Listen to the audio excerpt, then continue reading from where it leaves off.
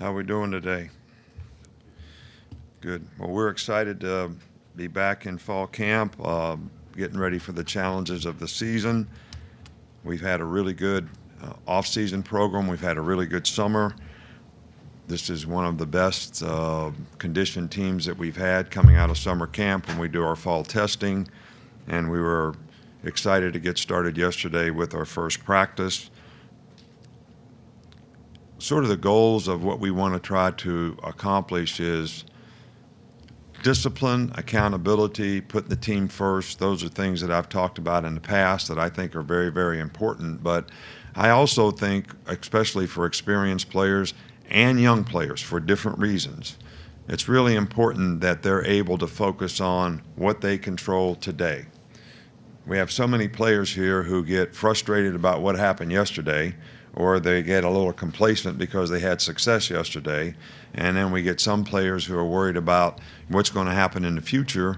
And really the things that you do today correctly, making the right choices and decisions, having the right work ethic, preparing yourself to go out and play at a high level on a consistent basis, that's what really prepares you for the future. So that's what we're sort of trying to get guys to do. Focus on what's happening now.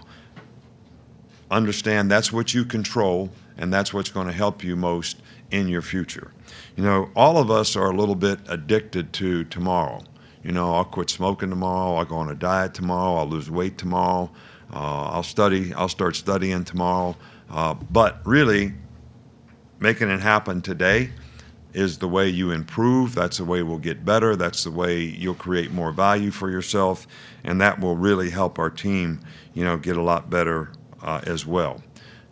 I'm really pleased with the way the new coaching staff has kind of come together. We have new leadership on both sides, and those guys have been really done a really good job of developing relationships with the players. They're very knowledgeable, they're well organized, do a good job of leadership, and the coaching staff has fell into place very nicely as well. So I'm really excited about the staff that we have and what they've been able to accomplish, the relationships that they've been able to develop with the players, and how the players have responded to on both sides of the ball.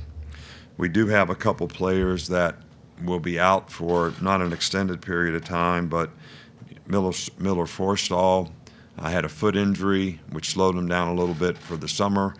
He will likely be back in a few days. LeBrian Ray had an ankle injury also in the summer, and he will probably be back in a week or so.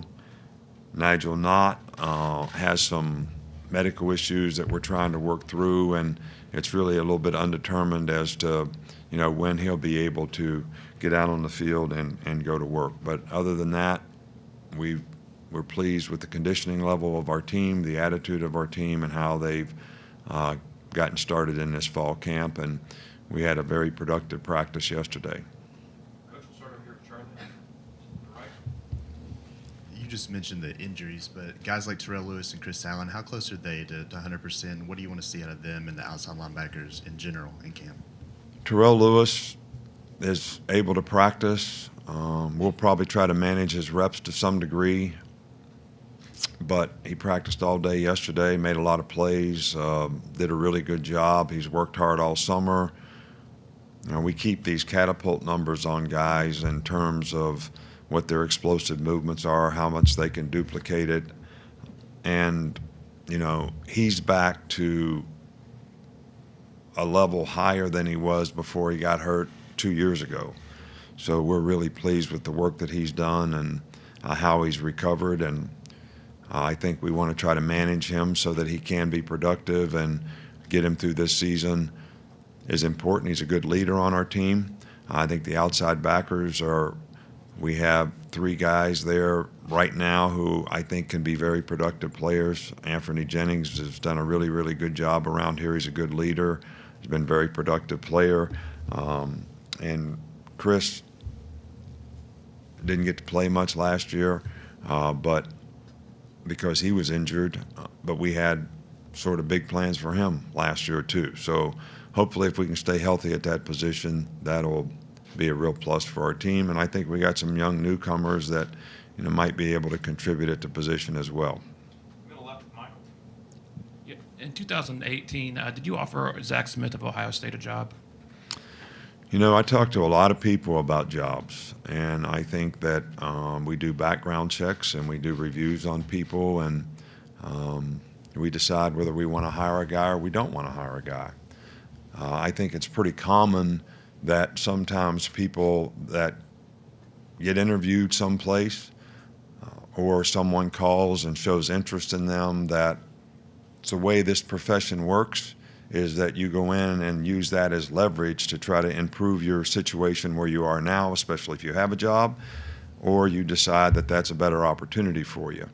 So we talked to a lot of coaches about a lot of things. I really never did ever offer this guy a job. We did interview him, and he did a nice job in the interview. But it was when we did the background check that we decided that there was a better opportunity to hire somebody else, and that's what we did. Up front here with John. You're obviously very familiar with Sarkisian, but even for a veteran coach like him, can you benefit from a couple of years in the NFL? I mean, did you see him grow since then? Well, I've always had a lot of respect for Sark. He's very well organized. He does a good job with the players. He's a good teacher. He's got a really good personality. He's easy to work with. I think he does a great job of managing the staff. I'm sure that I know that my time in the NFL, and I can't really speak for him, how that sort of helped his development as a coach.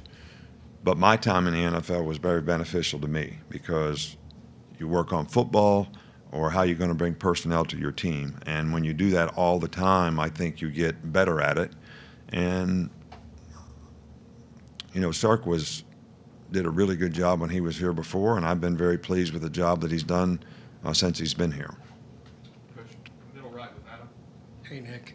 Specifically with the wide receivers and these top four guys, what has been your assessment of them? Obviously, a decent amount of hype around that position here specifically. So just your blanket assessment of that position. Well, I think that those guys were all very productive last year. I think that there's not a player on our team that doesn't have things that they can work on to improve that will create more value for them and help them play more efficiently and effectively for our team. And I think that's sort of how I assess that position. Those guys are great competitors. They're hard workers. They do a good job. Average players really don't. They would like just to be left alone. Good players really want to be coached, and great players want to be told the truth. And I think these guys are always seeking the truth in terms of what can they do, character, attitude, competitor, technical execution at their position, to get better. So I have a lot of respect for what those guys have done here and how much I think they could improve in the future and be even more productive. Coach, we'll go back over to the left, Ryan. Given the strength you guys do have at wide receiver and the attrition you've had at tight end, could you foresee maybe some more 10 personnel? And if so, or are you wedded to the idea of having a tight end on the field at any point? Well, what is 10 personnel? Where did you get that? Is that,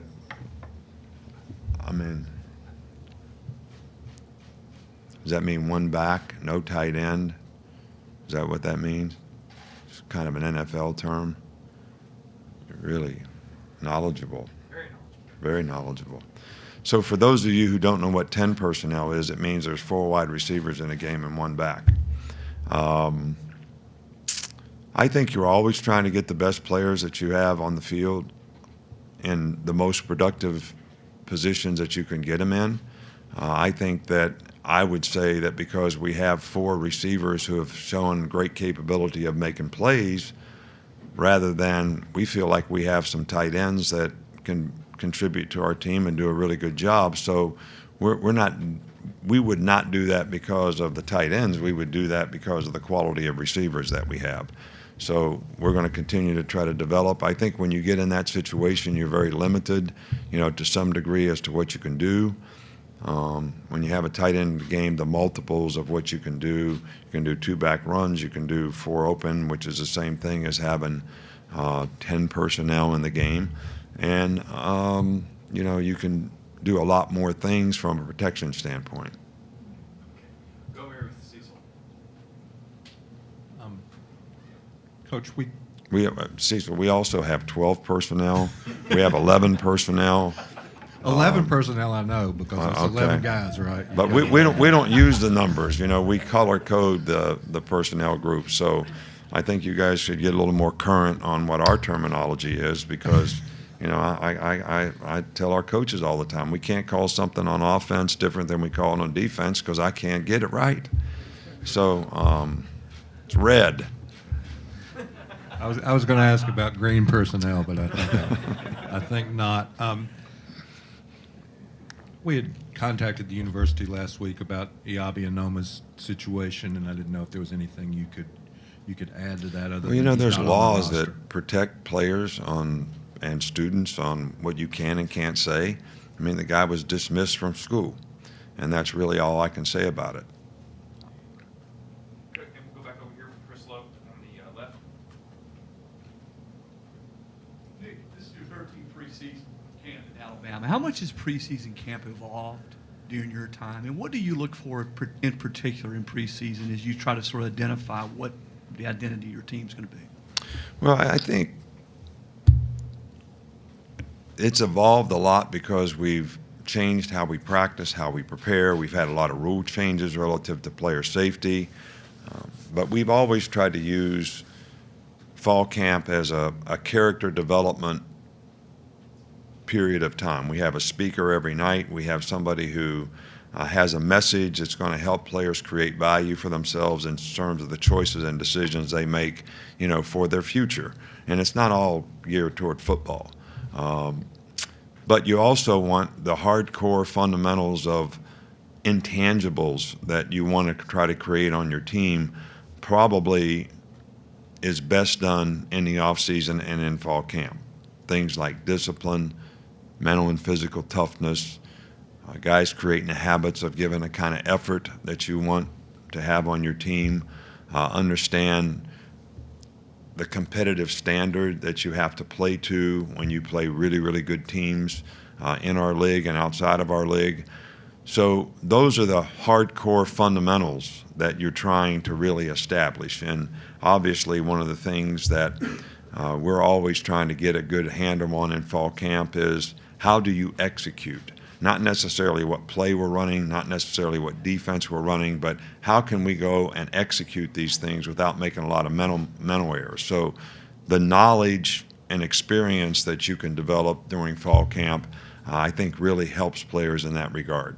Wrap up the last two, James, and then Tony. What is it about Shyam Carter physically and or mentally that allows him to be successful at star and safety, and which do you see either of those as a more natural fit for him? Well, Shy's actually played every position for us. He started out here as a corner. We made him a star because he was a pretty good star. We sort of had him play money at times. We've also had him now play safety. And I think Shyam Carter would fit in one of the probably top 2 or 3 players when it came from a knowledge standpoint. He can answer every question in a meeting about every position. He really he would be a great coach. So I think that's what creates a lot of diversity for him as a player, to be able to play multiple positions because he's very smart. And, it means something to him.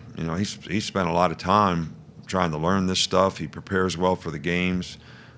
So I can't say that one position is more natural for him than at the other. He's always done a pretty good job wherever we decided to fit him in. Wrap up here with Tony. Landon Dickerson, the Florida State grad transfer. What have you seen, or what do you like about him, and do you find him a more natural fit as an interior lineman or a tackle?